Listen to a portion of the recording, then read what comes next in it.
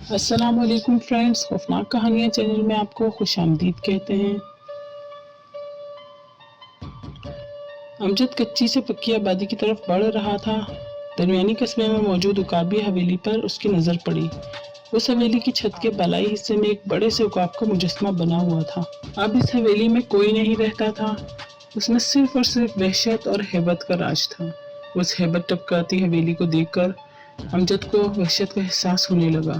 تقریباً 7 سال پہلے کی بات ہے، جب امجد عقابی حویلی کے پیچھے والے قصبے میں رہا کرتا تھا۔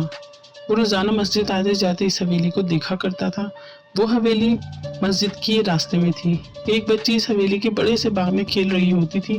اس باغ کے ارد گرد سلاخیں نصب تھیں، اس لیے سب منظر واضح دکھتا تھا۔ اس خوبصورت باغ کے مرکز میں ایک شفاف پانی کا حوض تھا۔ وہ بچی اس حوض میں بھی کھیلتی تھی، لیکن جب امجد وہاں سے گزرتا تو وہ بچی اپنے کھلونے چھوڑ کر امجد کو گھور کر دیکھنے لگتی تھی۔ وہ بچی بہت خوبصورت تھی۔ اس کے سنہرے خوبصورت بال اس کی کشش کو مزید بڑھا دیتے تھے۔ یقیناً وہ بچی 6 یا 7 سال کی ہوگی۔ جب وہ امجد کو گھورتی تو یوں لگتا جیسے وہ اس سے کچھ کہنا چاہ رہی ہو۔ ایک دن امجد عصر کی نماز پڑھ کر واپس آ رہا تھا کہ اس بچی نے سلاخوں کے درمیانی وقفے سے اس کے آستین کو کھینچا اور کہنے لگی، کیسے ہیں آپ؟ کیا آپ میرے ساتھ کھیلیں گے؟ میں اکیلی بور ہو جاتی ہوں نا، تو آپ میرے دوست بنیں گے؟ امجد اس کی معصومیت پر مسکرایا اور جواباً کہا، بیٹا پہلے اپنا نام تو بتائیے، پھر دوستی ہوگی نا۔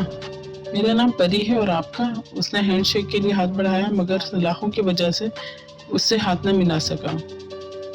تو اس نے گیٹ کی طرف اشارہ کر کے کہا، آپ اندر آ جائیے نا۔ چوکیدار نے دروازہ کھولا اور امجد نے اندر آ کر پری سے ہاتھ ملایا۔ یو آر سو کیوٹ ڈول، آپ نے تو اپنا نام ہی نہیں بتایا۔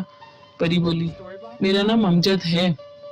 پھر وہ امجد کو حوض کی طرف لے گئی جہاں اس کے ڈھیر سارے کھلونے تھے۔ آپ بھی کھیلیں گے میرے ساتھ؟ امجد مسکرایا اور نظر اٹھا کر دیکھا تو سامنے سے اس کے ابو آ رہے تھے۔ امجد بیٹا کیسے ہو؟ جی میں بالکل ٹھیک ہوں، آپ سنائیں آپ کیسے ہیں؟ میں نے اس بارعب شخص سے ذرا ہچکچا کر پوچھا۔ بیٹا میں ٹھیک ہوں، تو بہت اچھے انسان ہو۔ کیا ہی اچھا ہو اگر تم اس وقت میری پری بیٹی کے ساتھ کھیلنے آ جایا کرو۔ پری کے اسکول کی کوئی خاص دوست بھی نہیں ہے، اور نہ ہی کوئی ہمسایہ میں کسی سے اس کی دوستی ہے۔ تو